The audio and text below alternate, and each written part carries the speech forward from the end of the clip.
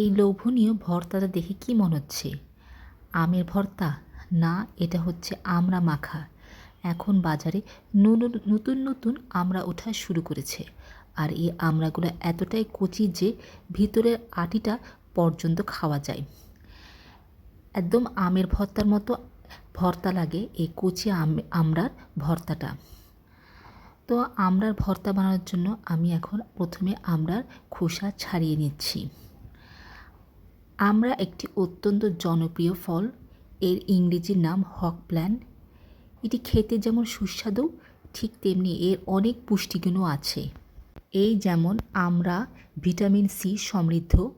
প্রতি 100 গ্রাম আমড়ায় 20 মিলিগ্রাম পাওয়া যায় ভিটামিন সি।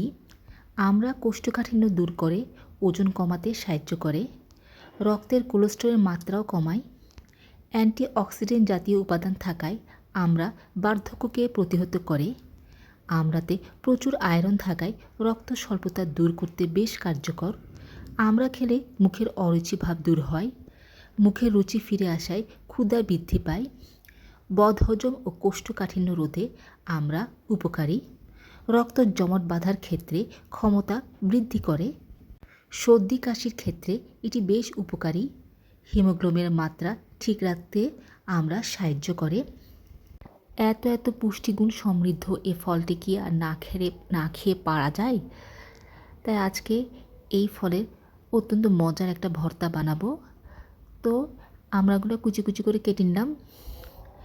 এখন একটা কাঁচামরিচ আর লবণ নিলাম। কাঁচামরিচটা একটু ভালোভাবে ডলে নিব। ডলে কুচি আমড়া মাখার সাথে ভালোভাবে মাখিয়ে নিব।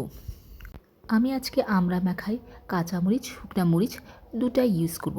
তাহলে খেতে বেশ ভালো লাগবে, যদিও একটু বেশ ঝাল ঝাল হবে। আমার তো আবার ঝাল পছন্দ, কোনো সমস্যা নেই। তো কাঁচামরিচের সাথে আমড়াগুলো একটু ভালোভাবে মাখিয়ে নিলাম। যারা ঝাল কম খেতে কম পছন্দ করে তারা চাইলে যে কোনো একটা স্কিপ করতে পারে। এখন দিয়ে দিচ্ছি শুকনা মরিচ গুঁড়া। এরপর দিয়ে দিব কাসুন্দি। কাসুন্দি ছাড়া তো ভর্তা জমেই না, তাই কাসুন্দি মাস্ট। এখন সব কিছু খুব ভালোভাবে মাখিয়ে নিব।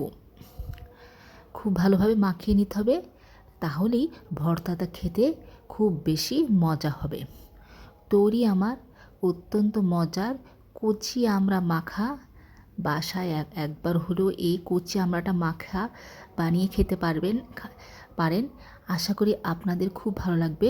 আমার তো ভীষণ ভালো লেগেছে এই কচি আমড়া মাখা।